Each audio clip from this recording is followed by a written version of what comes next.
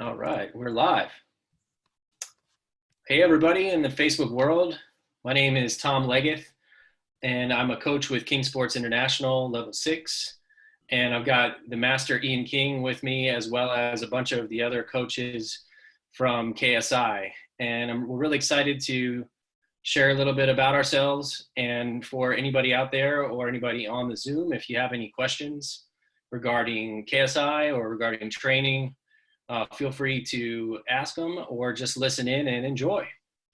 So we're going to do somewhat of a round robin format, which means I'm just going to go to each of you. You'll get a moment and briefly give us two things. First, we're going to talk about what are you passionate about in coaching? And then the second part, we're going to talk about one breakthrough you've had that has been a massive game changer in your training. So I'm not going to go in any particular order just because I have a list on the top of my page. And Tong, you're the first one there. So Tong Brink from the US, tell us a little bit about yourself and what you're passionate about in coaching.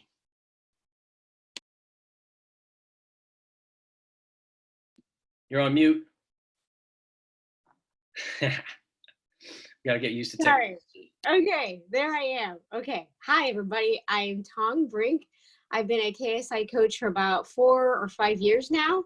I am passionate about training, lifting, and just training for competition. So I do NPC figure, and I will compete this July. So I'm right in the beginning of my training phase. Let's see. I love doing what I do. I love helping people. I love coaching, and I love learning. So KSI has been a huge part of that. Basically, my huge breakthrough for the past 2 weeks has been my ability to get enough sleep so that I can recover. I've discovered that the hours of 9 to 12 are my biggest recovery of sleep.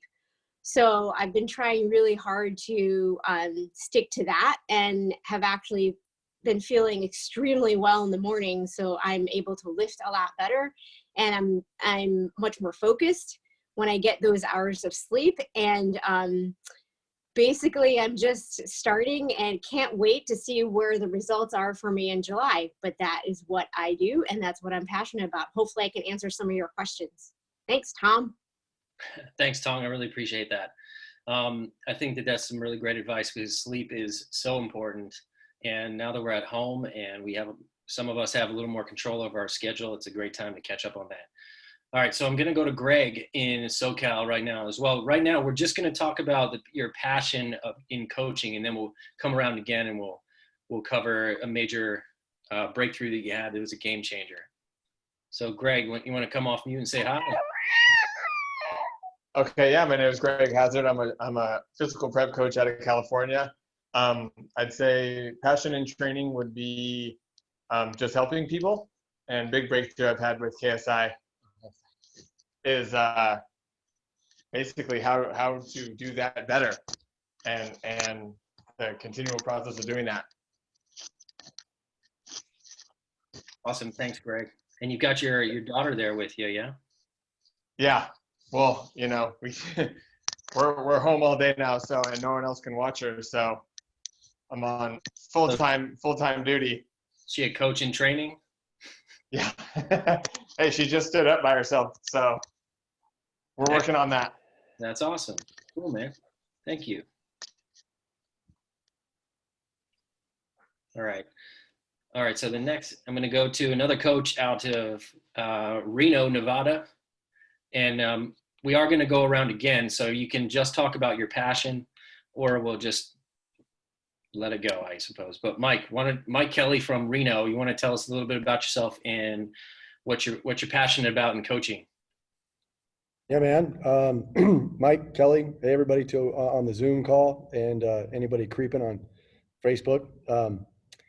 I've been coaching for a fairly long time, relatively speaking, and my passion has evolved over the years as a coach. But I got to say, it's being able to participate in guiding somebody in being the best version of themselves and finding happiness through their physical preparation and whatever limiting factors they may have, and watching them squash those. As far as big breakthroughs, there's almost too many to count in the last week or so. But really, the breakthrough that personal development never ends, and it shouldn't ever end. Yeah. So welcome to everybody watching. Thanks, Mike. That's great advice. I know that that's something that I really appreciate about KSI is the holistic nature of it, and it's something that I have not encountered anywhere else. And I really appreciate you being in the program and getting to know you. So thanks, man. Yeah, man. All right. Next, out of the U.S., we have Justin Kavanaugh, which I believe you said you're in Virginia. Yeah. I am. How's it going, guys? First of all, thanks for having me on the call. What I'm passionate about, I'm a coach. I mean, I don't know how some people don't define that, and they define it different ways, but for me, I'm a coach. And part of that is just the kind of pride I have in seeing somebody achieve something that they don't know that's possible and getting it out of them. What I'm probably the most passionate about is that competition, right? Whether it be team sports where you're competing against strategy and other people's physical abilities, and also individual sports. I mean, I think there's value in both.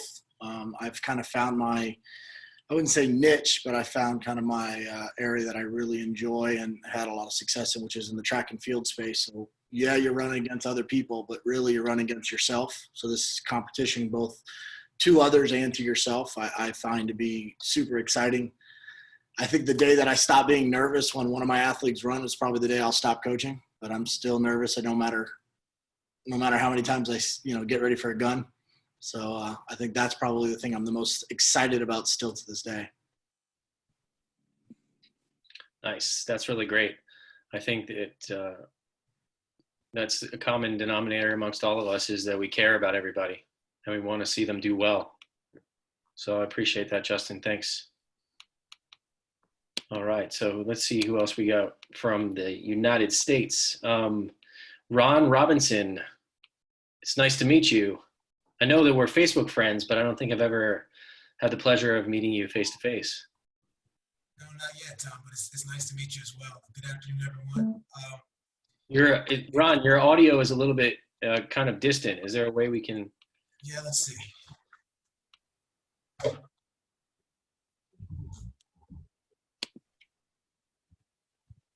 Let's see if I can make a change here. I'm not sure why it's distracted now, but hopefully you can hear me. Yeah, I can hear you. Okay, cool. So for me, my passion is really in the education. I enjoy learning really the quality of training, the quality of coaching, and how that makes a difference in the quality of life. The rabbit hole goes so deep, and I'm excited about really pursuing the depth of that with KSI. My major breakthrough is realizing how empowering that understanding is, both for myself and the people I get to work with, the people I get to help improve in their health and their quality of life. Good stuff, Ron. Thanks for coming on the call. It's good to meet you, and thanks for sharing. We'll come around again. All right, and then we got a couple more from the U.S. I'm gonna jump ahead to one of my friends, actually, that I know in the Pasadena area. His name's Martin Mapoma, and I'm glad to see you on here, man. You want to say hi? Hi, guys. Can you hear me all right? Yep, sounds good. Great. Yeah, thank you, Tom. Hi, my name is Martin Mapoma. I am a level 2 KSI coach, and I've known Tom for about 7, going on 8 years now. And I have to say that, KSI has been very eye-opening for me. My passion is kids. I love working with kids. I love all of my clients, but I really love working with kids. I have a son who's almost 8. He'll be 8 in a couple of days. Tom, don't forget that. And there. Even when I was in college, I always went to the local schools and I did talks and talked about coming from Africa, and I'd always been involved with kids. And so as a trainer, I found myself just floating towards children. And it's just something that really, really it's a passion of mine. And one of the things that I love about KSI, and Ian, in one of his talks, he talked about the enormous responsibility you have when you coach children, because, you know, if you're not doing it right, it's almost like child abuse, because the kids will do whatever you tell them, and they can end up injured. And I combine that, you know, so I took that information and combined with my passion for kids, and I just sort of stuck that way. And I you know, I find that the work, you know, that I've done with KSI as far as education just been amazing, because I constantly find myself nodding my head in, you know, in approval, understanding. And I love the fact that I still know so little, and I'm still trying to learn so much more. But, you know, through my experience, because I've worked out since I was, you know, 19 years old, and I'm, you know, well into my 50s. One of the things that I've taken away from the program is learning from intuition, instinct, and experience. Because over time, you will find that you'll weed out the things that really don't work for you, or you thought may have in the past, but don't work in the present. And that's kind of a common thread of everything. So yeah, I can go on and on and on, but yeah, I'm really happy to be here and looking forward to this call. All right, thanks, man. I'm really glad you're here too. Okay. All right, now on to Big John Hazard. Hi there, my name is John Hazard from Manhattan Beach, California. The two things that I'm passionate about are personal growth and helping people fulfill their potential and live their best quality of life. As far as a breakthrough that I've had, I would say that when I realized that my search was over, as far as looking to places to get information from, and I've actually had a lot of breakthroughs, too many to count, and one breakthrough has set me up to have the next breakthrough, and so on and so on. And it's also good to help other people have their own breakthroughs too. Thanks, Tom. Thanks, John. That's a really good point. I think I can relate to that, being a personal trainer and taking a lot of different courses, learning a lot of different things, but never quite feeling like it all came together until coming into KSI. So cool. So I'm Tom Leggett. I'm out of California. I live in South LA. My passion for coaching is really just to help people to be the best that they can be, so that they can achieve what it is they want in life. And in sports and training, injuries is something that can really derail someone's path. And I just don't like to see that happen. And if I can help someone overcome that or avoid it, then that's something that I really enjoy. And as far as some breakthroughs that I've had, it's just the transformation as a person is probably the biggest one, to realize that I can actually be happier. And that was something that I hadn't experienced until I was in this program. So I would like to go around again, but first I thought maybe Ian would want to say a word about what he's passionate about. I think we all probably have an idea, but if he wanted to share a little bit of his thoughts. Well, thanks, Tom. And in this group representing some of our coaches out of the American market, what we love to see is coaches have breakthroughs. And our ideal coach is a coach that realizes that what they're doing is probably not as good as it could be, and realize that there might be a better way. They've been in the industry long enough to understand that, with all due respect to what the majority of people are doing, if we want to serve our clients and our athletes to the fullest that we can, we may have to have the courage to do it a little bit differently. When I say a little bit differently, not different for the sake of being different, but different because there's something inside us that says what everyone else is doing might not serve every single person in their highest and best good. So we get excited when we come across coaches who share our belief that we should be doing the best for our athletes, our clients, and those who trust us. And even if that takes a little bit of courage to do so, Tom. So in the coach education environment, that's what we're passionate about. Back to you. Thanks, Ian. So we do have a few people on the call that are not coaches. So at this time, before we go around again and have a little bit more discussion, do any of you have a question that you want to ask of any of the coaches or a comment? Hi, Julie. Hi. Hi. Hello, everyone. I am just joining in after doing an online camp with a group of 9-year-old girls. And what I can say is it's a very interesting learning environment, and we've got to move our bodies. There's so much of this face-to-face thing, and it feels so stagnant, and any opportunity for us to connect and move is critical right now. It's critical, and to come up with creative ways of doing it, which I just heard you, Ian, starting to talk about. It's like, these are the circumstances that we are a part of right now. We just got to put on our hats in a new creative way to figure out how we can help all of us, including our kids. So that's my spiel. It's just, it's such a prominent thing from the experience that we're having. There's a real kind of like this type of thing happening. And it's different when we've been in the kid business for years, and we've been coaching and playing and all that. The energy isn't there. How do you have some type of energetic experience when you're behind camera? So, but I wasn't a part of the rest of it. That's just what I'm coming out of right now, and I'll be quiet. Okay, thank you. Yeah, I'd like to comment on that, Tom. Yeah, go ahead.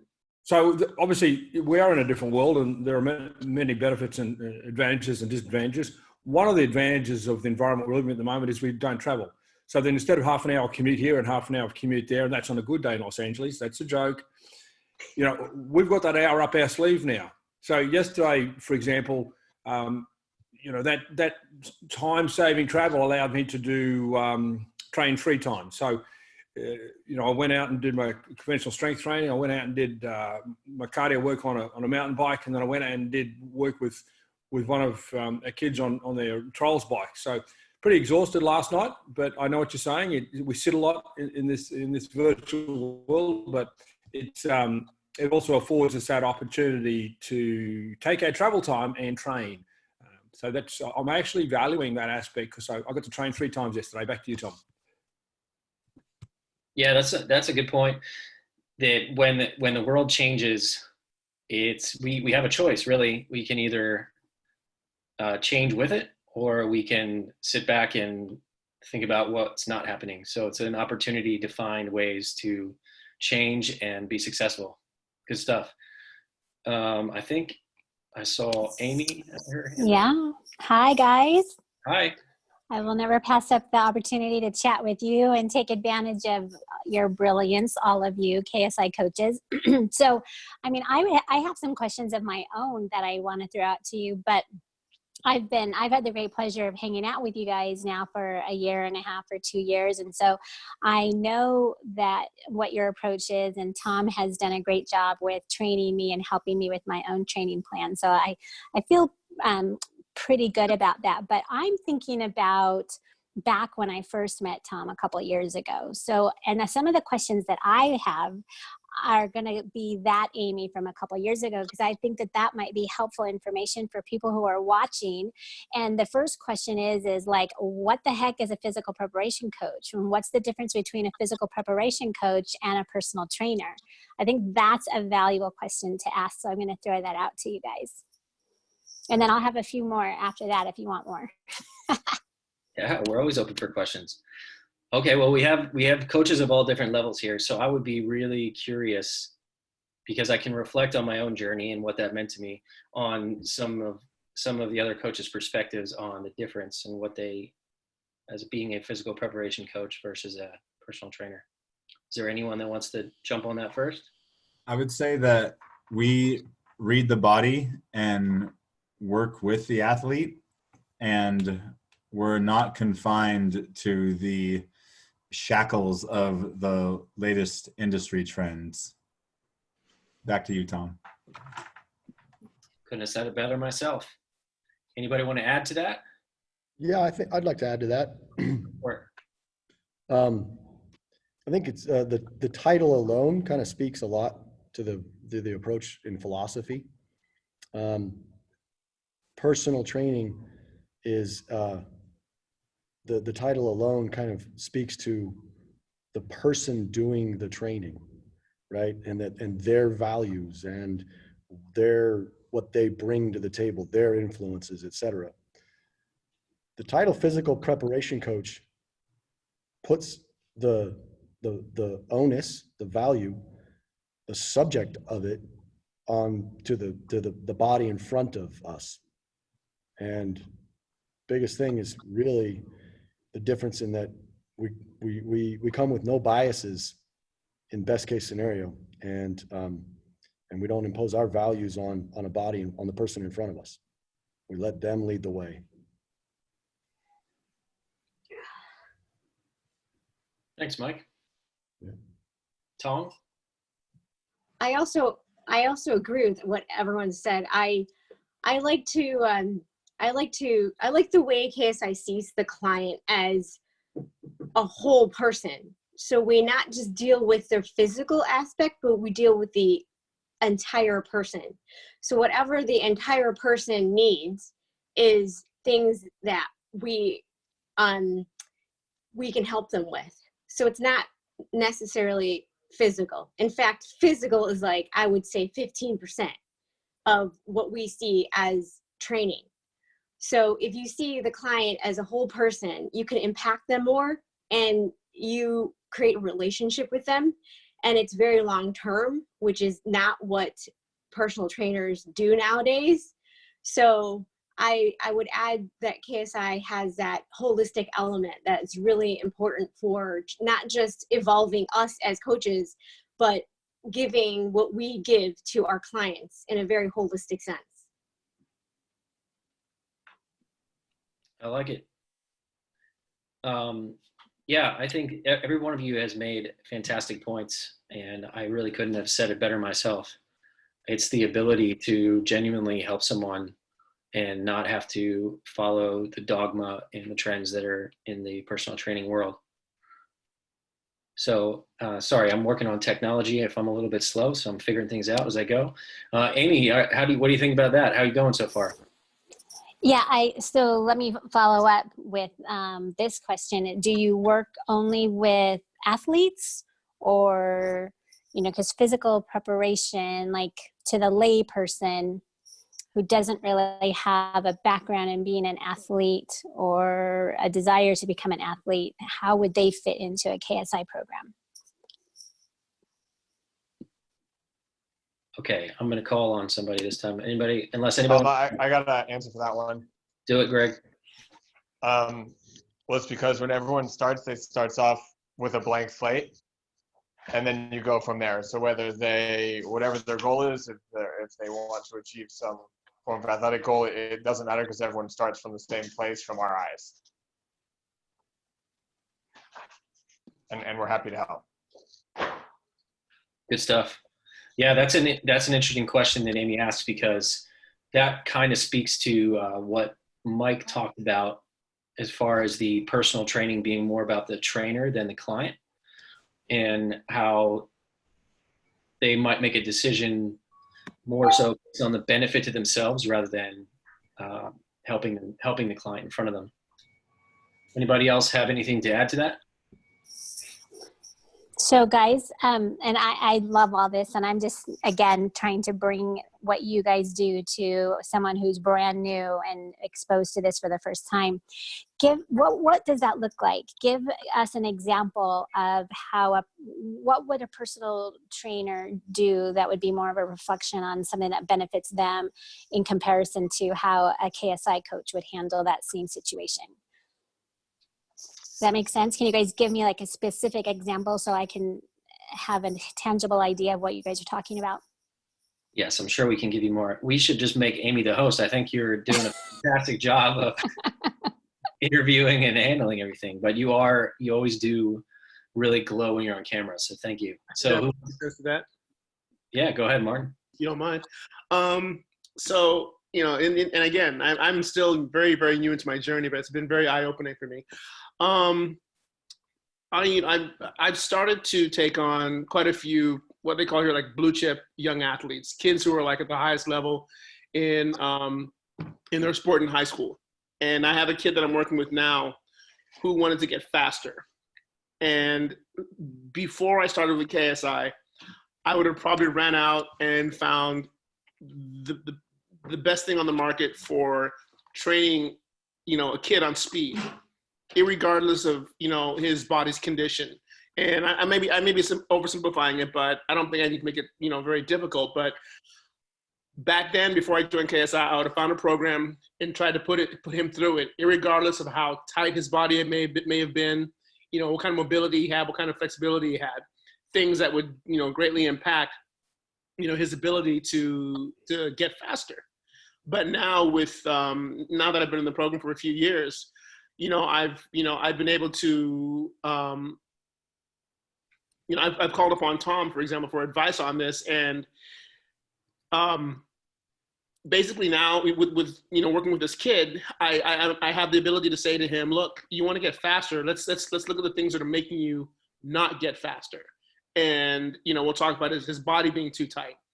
And so I spent a lot of time, trying to loosen him up, hoping that will allow him to, improve the speed he's trying to get to.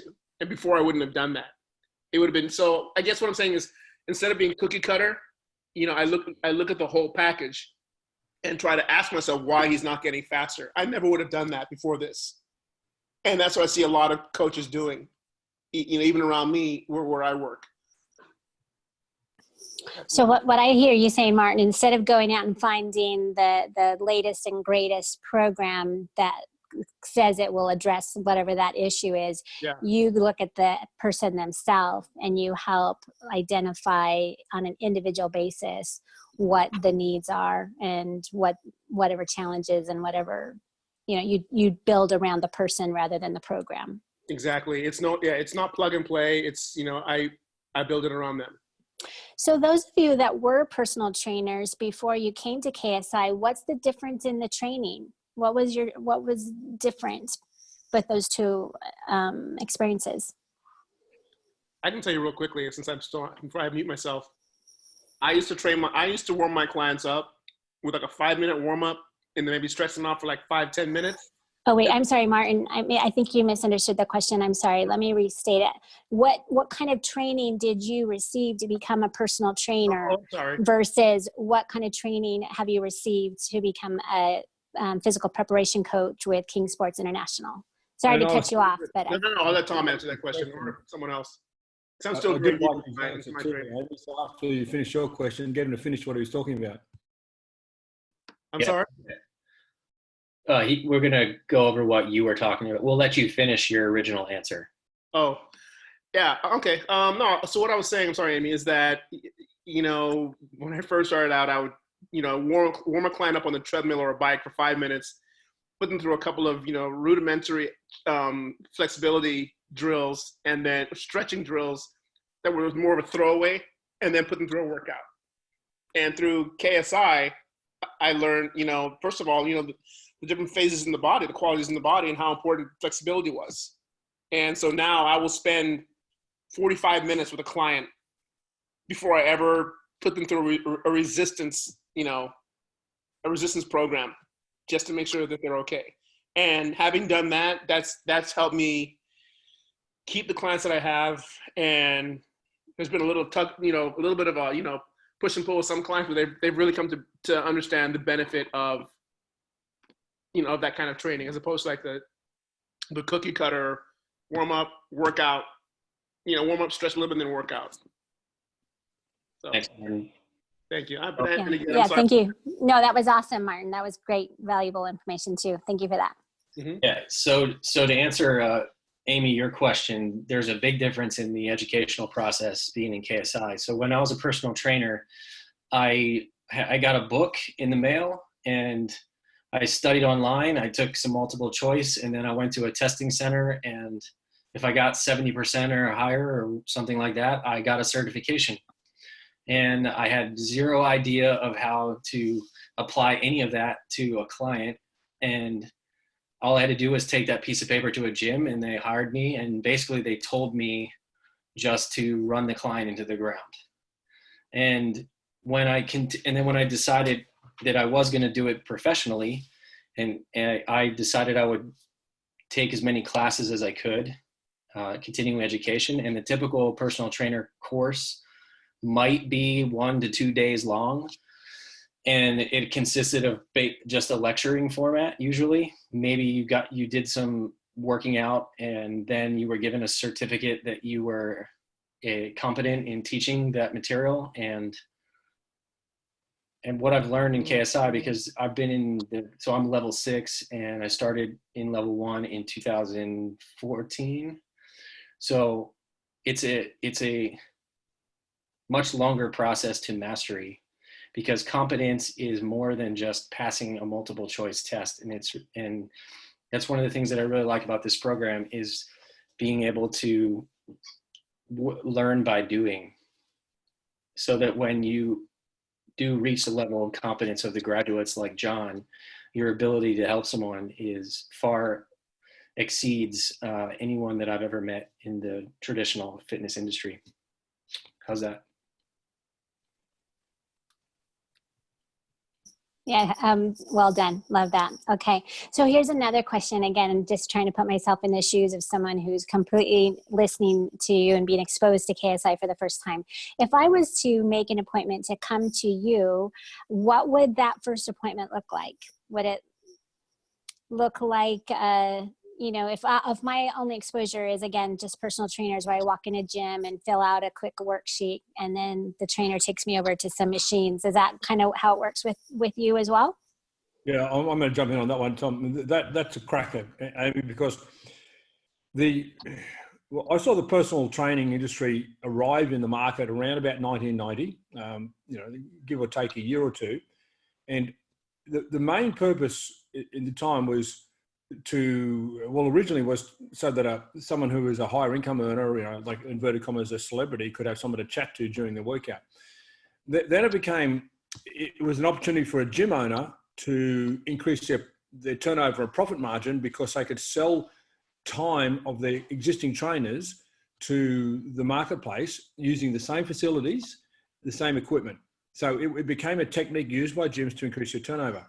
Ultimately, it was grabbed by the bottom end of the market, so to speak, where everybody discovered that they could hire a personal trainer. It made them feel good, because, you know, personal trainers in the early days were something that the celebrity took on.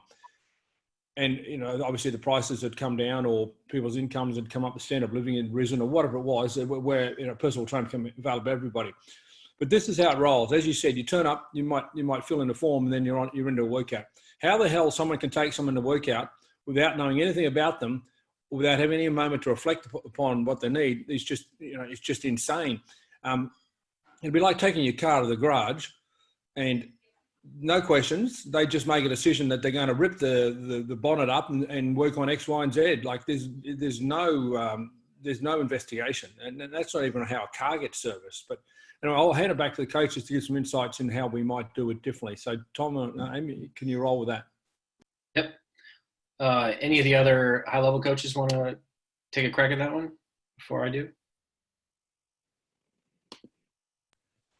John. And run the pre-qual too, because at the end of the day, the first thing we do is decide even if the match works. Like the high-level KSI coach is educated that if they take on everybody with a heartbeat and a credit card, there's a problem.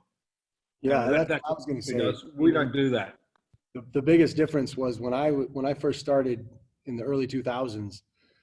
I mean, you know, my criteria was if I stuck a mirror under your nose and it fogged up, I would train you and take your money. I mean, and that value simply doesn't fly when you're trying to create a long-term effect for this person and a long-term benefit, and really investing and cooperating in their success and their happiness. So yeah, there's a qualification that goes both ways with, you know, the KSI system and the clientele that we attract and the clientele that we work with. Largely, you know, simply referral, word of mouth. I mean, that's probably the first difference, is that you will have heard of us from someone that got above average, uncommon results. And that's probably the first difference. is how you even hear about KSI in the first place. Yeah, great work, Mike. Referral-based business. Go on again with it, Tom. Yeah, so to add to that, the first time we meet as a pre-qual, it might be just a chance to learn a little bit more about the client wants and whether or not it works for the coach and whether or not it works for the client, because it should be a mutually agreed upon relationship so that the decisions are agreed upon together. Because how can someone follow a plan that they didn't even decide on? So our first appointment may be that, and then beyond that, we would be learning as much as we can about the client before making decisions together on what the path forward will be. Also, I want to add that we're not limited to an hour to get to know a client. I mean, we take like 2 to 3 hours just initially to have a conversation, to really get to know you and your body moving forward, and actually make a very individualized plan for you so that you can get the best success with your goals. So we're not limited to the 1 hour that everyone else is limited to. I mean, I don't know anyone that can know somebody, their history, their health history, their injuries moving forward in an hour. I barely get to know someone's name in an hour. I mean, it's just, for me, it's just, I need to really get to know the person and what's behind that person, what drives that person, what motivates that person, and how we are a good fit for each other moving forward. So like an hour is like nothing to me. Excellent point. And then, okay, awesome. Thank you for that. So that's the first appointment, is sitting down, getting to know each other, making sure you're a good fit, and then coming up with a plan together. That sounds really awesome. And then do your clients come see you? You know, like, again, I'm just thinking like personal trainer models. So a lot of times when someone hires a personal trainer, they go to them 3 days a week to work out. Is that the same thing with your clients? Do they come to you 3 days a week and you work them out with that plan? So I'll start it off, and then if anybody wants to jump in. The personal trainer focuses exclusively on the time that you have to spend with them and the activity that you're going to do in a facility. KSI is about holism. It's about everything that's happening in your life, and not just about what you're doing with strength training. In fact, even in the training process, strength training may be a small component of it. So just like Ian mentioned with the car, to make an assumption that 3 times a week is the best is, in the personal training world, is usually made because that benefits the trainer's pocket. They get paid more frequently. So we don't assume or require that there is any level of frequency. We still provide a high level of service regardless of how often we're going to be with the client, and we cover the whole person. Awesome. I Yeah, guess Tom, I'd like to jump in on this one real quick. Yep, go ahead. Yeah, Amy, so it's personal training relies pretty much solely on doing guided sessions.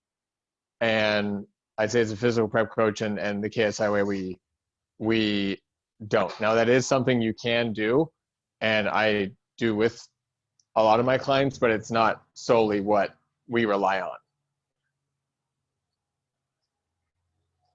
If that helps.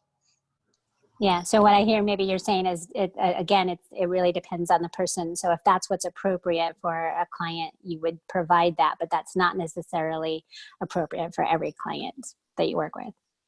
Yeah. I would also say that clients, like as far as my clients go, they train with me as much as they want.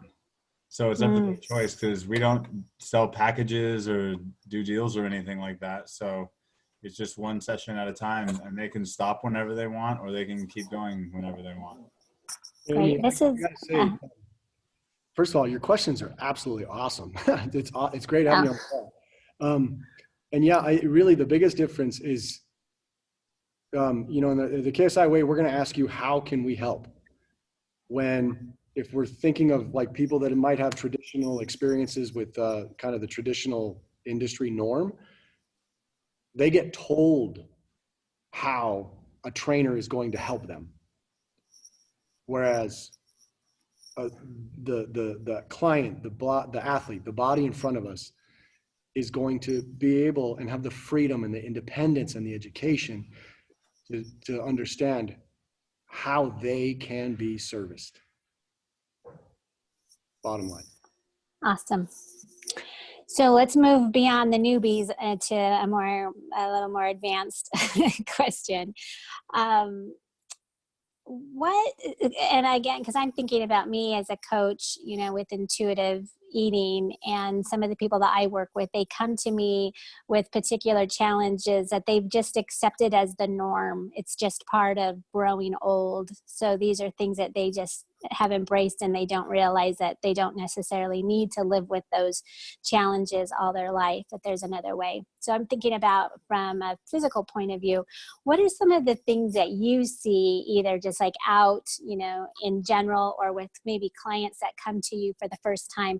What kinds of physical challenges have they accepted as the norm? Maybe just as it's a sign of growing old, or it's just an old injury that has always been causing them pain. What are some of the things that you see that people have accepted as that there's nothing they can do about it, where you actually do have solutions that could actually help them with those challenges? Does that make sense? I'd like to take a shot at this, Tom. Okay, and then John. Yeah. I mean, before I met Ian, I was coming out of an artificial disc replacement in my neck, 3 reconstructive knee surgeries, shots in my shoulders pretty much on a regular basis, and scheduled for 2 backs and a hip. And since that day, I've not had another surgery.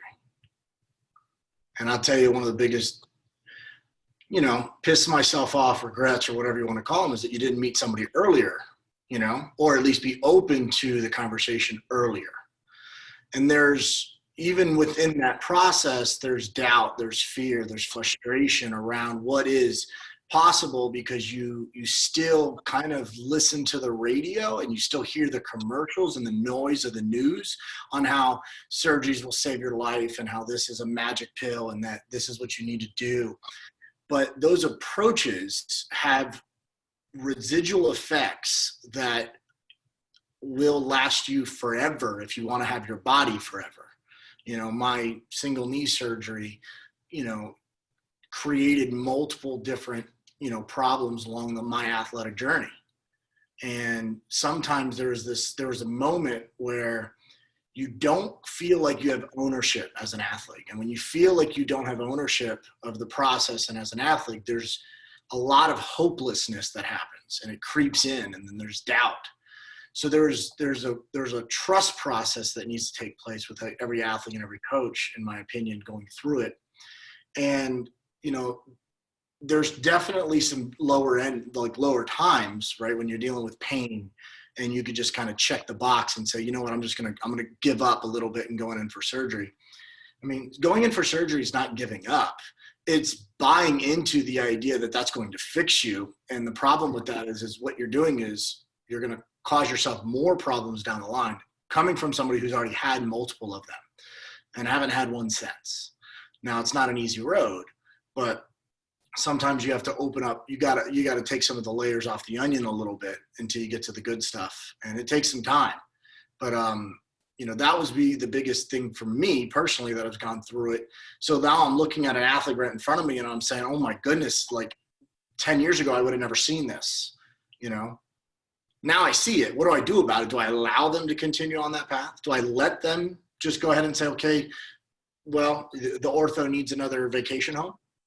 Or do I start taking some responsibility in that communication with that athlete? And that has been the biggest change for me as an athlete that's went through it, and that go through it with every athlete that's standing in front of me. Thanks, Justin. That's a good story. We appreciate that. Really good feedback. John, did you want to? So when I hear people say that there's nothing they can do about something, I immediately reply with, well, isn't that convenient? Because now you don't have to do anything to change. And then if they said that, I'd also ask them why they were here and why they even came to see me, if it's already a done deal. And what I found is that people make certain arrangements with themselves in their minds. For example, like, oh, it's because I don't have enough time, or I'm too old, or I just have bad genetics. And sometimes they'll subconsciously or consciously do things to make themselves right about that arrangement they made with themselves in the end. And if they keep doing this, you know, it's kind of like that they'd rather be right than happy.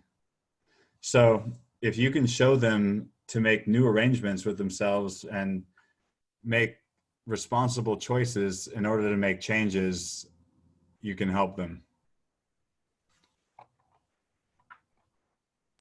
Excellent. Love that. All right. Well, one final question for you guys, because your brains are probably hurting by all of this picking. All right. So I mean, I don't think you could hurt their brains after what I do to them. that's probably true. Actually, I know that's true. That's not probably. That's absolutely true. Okay. They've just come out of about 8 days in a row of me, 8 long days in a row. So yeah, they've had time to recover. They've super compensated. They've got a lot of brain space for you. So this is easy peasy compared to that. Well, the one final question there you go. The one final question that I have is if I just wanted to be able to live in my body for the rest of my life and have it function to support a healthy lifestyle, meaning like I have full movement, full range of motion with my limbs and my joints, and I can bend down and stand up and go upstairs without getting out of breath, and no achy back and those kinds of things, just to support me into having a happy, fulfilling life. What would be the one thing that would be the most important thing that I did consistently to support that goal? And before the coaches answer that, and I do want them to answer that, I want to talk about another KSI difference in that, obviously you're pretty healthy and a lot of people are pretty healthy, God bless them. But what we do differently is we anticipate, we innovate, and we bring it with excellence. And the whole concept of prevention cannot occur without some form of anticipation. You can't prevent something you don't anticipate. So one of the things that stood out to me was that, when you go in for surgery, the doctors would never tell you what was really going to happen 10 or 20 years later. And when someone does a workout, and I find that from personal experience, so I've got a bit of practice of that. When someone does a workout, the questions they're asked, what is the implication of what I'm doing to that person in 10 years' time, in 20 years' time, in 30 years' time, in 40 years' time? So I've had the opportunity to watch athletes professionally or clients professionally now for 40 years. And during that time, I've taken a pretty serious study of, I did X to them in 1980, what's the impact of that? And I've seen the full range. I've seen athletes that I've worked with who've passed away because of their decisions in training. I've seen athletes who have been disabled permanently for the rest of their life through the decisions in training. And I've seen athletes who have been able to live a full and functional life, as you spoke about. So this is a really important topic for us because we don't service people for today. We service people for the entirety of their life. And mobility is critical to mortality. If you lose your mobility, you'll probably die fairly soon. And that is a reality because we're dealing with age, we're dealing with gravity, we're dealing with pre-existing injuries. This is a really important question. I appreciate you bringing it to the table. So coaches, back to you with the answers. Okay, so what Ian said there, a lot of people ask a question of what can I do, one thing I can do without really seeking to understand why you're in the condition that you're in right now. And if you don't understand why you're in the condition that you're in, then you're missing out on an opportunity for change and success that you're not getting when you're looking for one cookie cutter solution. Now, there are things people can do that will help them, but there's a greater opportunity for help if we seek to understand beyond that moment.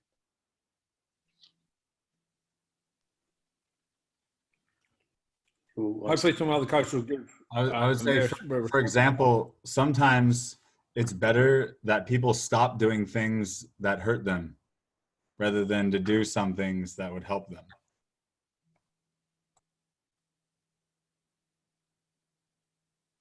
And for them to decide that they're worth it in the first place, which is something we also help them do.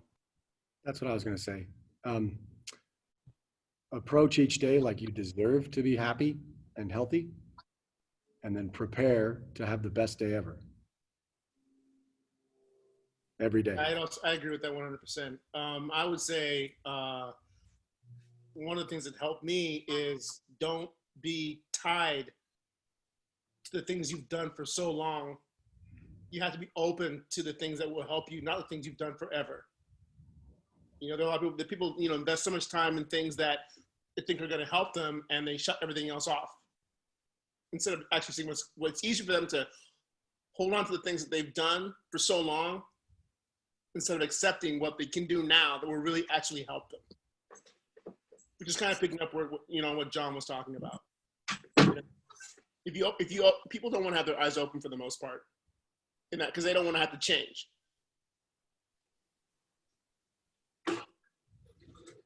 Well, and I think, I mean, I agree 100% because I see it with my own clients, but sometimes it's actually just a lack of education. Because again, you know, I mean, I'm so fortunate to have crossed paths with Tom and then be exposed to all of you. So it has completely changed my mindset on fitness and health and the way I move my body and why I move my body. And it's completely aligned with what I do in my coaching. And that's why I just feel so grateful to know all of you.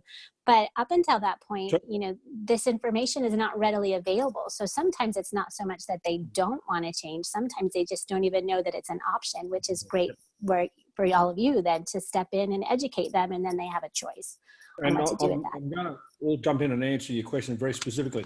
Of the 4 qualities of physical preparation that we recognise, and not in any order of importance, strength, speed, endurance, and flexibility, we identify flexibility as the most important of them all and most important for all stages of your life. Now, the irony of that is we are in an anti-flexibility period, you know, for me, about mid-1990s, and for most people post 2000, when, you know, post 2000 was a significant change in information. It was where the internet became flooded with substandard information, and a lot of false paradigms became dominant.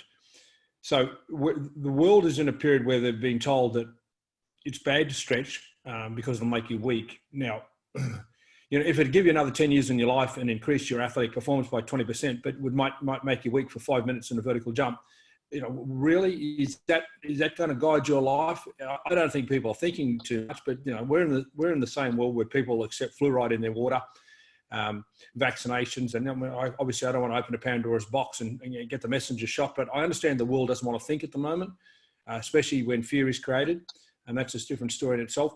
But the bottom line is we are actually promoting a value called flexibility, which in the current world, and has been for 2 decades now, you know, considered evil. And worse than that, if someone does want to get out of the crab bucket, if they want to crawl out of the crab bucket and do something for themselves, like, you know, maybe come to their own conclusions about stretches, the rest of the crabs work pretty hard to pull them back into the crab bucket and say, listen, that's bad, you can't do it. I mean, I have athletes around the world who some coach will walk past them, see them doing static stretching before a game and say, listen, you know, that's bad for you, you shouldn't do it. Like, you know, and their full-time job might be a builder, you know, they might be have no real professional experience. I don't know what they're talking about, but it's really important that they pass on the dominant trend. So we stand out because we want to do what's best for people, not what's most compliant with the dominant trend. And that alone scares a lot of trainers off. A lot of trainers actually want to be compliant. It's more important for them to be part of their community and conform than to serve their clients. And I get it, because on the Maslow's hierarchy of needs, it does exist, that desire to be part of a group. So I understand it. It's a fairly low level on the Maslow's hierarchy of needs, but it's still, I understand it. So to answer your question, yeah, we value flexibility way ahead of all other physical qualities. And there aren't too many of our clients that regret that influence, because, you know, I get communication onwards, and I probably will for the rest of my life, of athletes thanking me for the long and injury-free career they've had, and for the value of flexibility as it's impacted their lives. And I know all our coaches have the same feedback from their clients. So we're happy to see clients learn from their own experiences, which is what one of the greatest thinkers in the last 500 years in American history, Buckminster Fuller and others recommended, put aside all your predetermined values and learn from your own experiences. So when people do that with flexibility, it changes their mind and asks them, makes them realize that maybe they're really a little bit blinkered and a little bit too accepting of the dominant trend. So I think, Amy, that's something that really does stand us apart. Back to you. Yeah, I agree. And that was actually the answer I was looking for. So thank you, Ian. Well, we can't have a conversation without having that one because, I understand it. When I teach now, I get a greater diversity of reactions than I ever did before. So pre-2000, if I told people that you should do control drills, it was, which I was doing, it wasn't that aggressive in their response. Some liked it, some didn't, and that was pretty much it. These days, when you suggest an idea that's non-conforming, human reaction is far more aggressive and violent than it ever was before. Like I get threats on my life when I make a suggestion that kettlebells aren't maybe as everything they're built up to be. I mean, it's amazing how people react to ideas that are not theirs. So if you threaten their ideas, or if they feel that their values are being threatened or their ideas are being undermined, they're actually quite aggressive in their word selection, shall we say. And I'm not the only one that come to that conclusion. I think the Dixie Chicks would share that. In fact, they wrote a song about it. It's unfortunate we're in an era where we're not very tolerant. We talk about political correctness and cultural diversity and being tolerant, etc., but we're not tolerant to diversity in thinking. We're absolutely intolerant, which is unfortunate. So I understand that people get fairly strong in their actions because it's quite popular to be strong in your actions these days to anyone who has a different idea. But that's how we roll, and that's who we want to. We want to roll with people who are willing to say, listen, I respect mainstream ideas. However, perhaps just for me, perhaps there's something that I can do differently, and perhaps there's a better way, and I'm willing to do it. And they're our clients.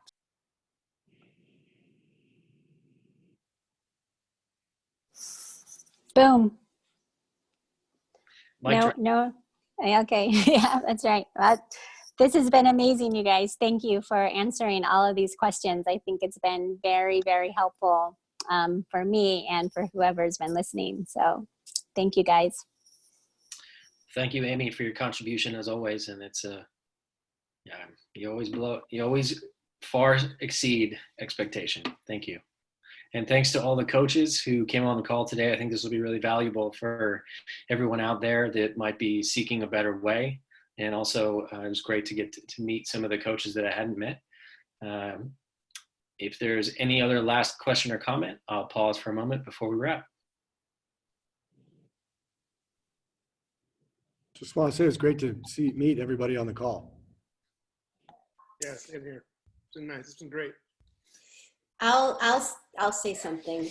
I'm not an athlete. I'm somebody that exercises every day, but I wouldn't identify myself as an athlete. And my husband, Justin, who's also sitting in here now, he is an athlete. And we have a daughter that's 9 years old who's an athlete. And I met Tom through Amy. And what I was most excited about was the holistic approach to what it is that you're doing. And listening to you talk and having a very keen awareness of we're all different, it's exciting to me. And listening to you talk, the thing that I get most excited about is passing this information on to the younger generation, because if you are so long distance focused in what you're doing, to get them while they're young and to teach them these tools and techniques that support their bodies and support the body of an athlete, it's super exciting to me. And Ian, the other thing that I wanted to say to you was that I love what you said about you trained 3 times and you were outside and you did all of those kind of things. But how are you addressing the people that don't want to go outside? And how are you addressing the creative approach to taking care of your health and wellness if you are choosing to be inside? So that's a great point. Listen, there's no doubt about it. We're in a time of change, and we're in a 1 in 100 year event. And I won't get into how it happened or why it happened. We just know that there's some unpleasant things going on. But the bottom line is, for me, the greatest thing that's occurring now that's detrimental to humans is fear. Now, like we've got 3 levels here. We've got the physical harm from a virus. We've got the economic harm from shutting down the economy. But then we've got and that's going to have flow-on effects to humans in ways that, you know, probably immeasurable. But in the short term, we've got fear.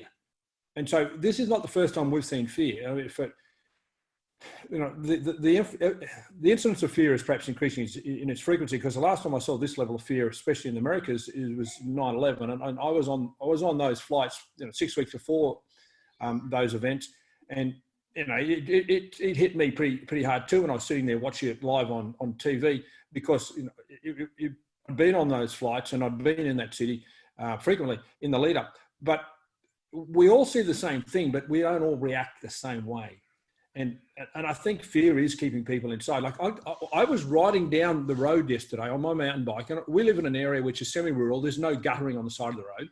And there's this young boy jogging in the opposite direction. And I looked at him ready to say hello, and he looked at me with a face of fear. Now, he is 5 meters away from me. He wasn't going to talk to me, and he wasn't going to smile at me. Now, I live in a semi-rural area where people normally acknowledge each other. I got one of my daughters behind me on the bike. I got my son behind me on the bike. We're out there for a family ride. And this kid wasn't going to talk because, God forbid, he'd ventured outside, and God forbid he'd come upon another human being. Now, you know, you will get to that in America when the shutdown increases in its intensity. So for me, it's not just your exercise, it's just living in fear. The fear freezes people. So, you know, I don't know if there's any words I can say to reduce the fear. I've dealt with fear in children in America, particularly post 9/11, like the fear that the Taliban was going to come through someone's window. It was a genuine fear for many kids in America. You know, and we can talk about the reasons for all this, you know, the weapons of mass destruction, et cetera, that didn't exist. But the bottom line is our children have been living in fear. So it's our job to help our children not to live in fear. And one of the first strategies I recommend is turn the TV off. You know, you turn the TV on and you get a dose of corona fear. And I know we want to watch it from time to time and see, you know, get the death tally for America today. And then my question is, because I haven't seen the news yet for America, like, did America have a PB today? Is it now the world's leading country for death toll, et cetera? But that's not the sort of thing that children need to be exposed to on a regular basis. So the opportunity to isolate is also to isolate them from the values of the world. And the values of the world is fear. And I think that's freezing us more than anything else. So, you know, getting outside, I got to tell you, it's a beautiful world out there. And what we teach in KSI is we embrace the value of nature. We embrace the value of nature is embraced by many indigenous tribes throughout the history of the world. And much spirituality and much tradition has been built around nature. You know, many original lifestyles had no choice but to build their life around nature. So when a human is disconnected from nature, that's a guarantee to cause dysfunction in the human body. The human body cut off from nature becomes impaired. It becomes, you know, you get pathology that you just don't need or haven't had before. So we already live in a fairly dense urban way. For example, many people don't see a lot of sunlight at the best of times. There's never been a better time now to get outside and enjoy nature. Now, I know that you can't go to the beach. And I know that you almost can't go to a park. I know the skate parks in our country have been shut down. There's a lot of things you can't do, but you know, the sun is still shining, or the wind is blowing, or it's snowing. It doesn't matter where you are. Nature's a beautiful thing. Just going out there and having your feet on the ground will change your life. So all we can do is reduce the fear and tell people to get out there and appreciate nature. Like when my daughter says, Ian, I go outside, I stand up, I look at the sky, the cloud, the stars at night, for example, and I just absorb them. There's nothing more empowering for a human being than to absorb nature. So when we have athletes that embrace nature like this, we really, really encourage. And I'll give an example. There's a girl I work with out of Germany called Aileen Bock. And Aileen, if you have a look at her photography, she is the most nature-oriented athlete that I've ever worked with. She was world champion free ride snowboarder. She was world champion heli skier. You know, she was a former alpine skier. But the thing that I point out about her, and you should look up her photography, is her relationship with nature is the greatest role model for anybody in the world who values nature. She goes places and does things and photographs them in a way that is just, you just are inspired, or at least I am, by looking at them. So in answer to your question, let's keep the TV off a little bit more and let's find a reason to go out and enjoy nature.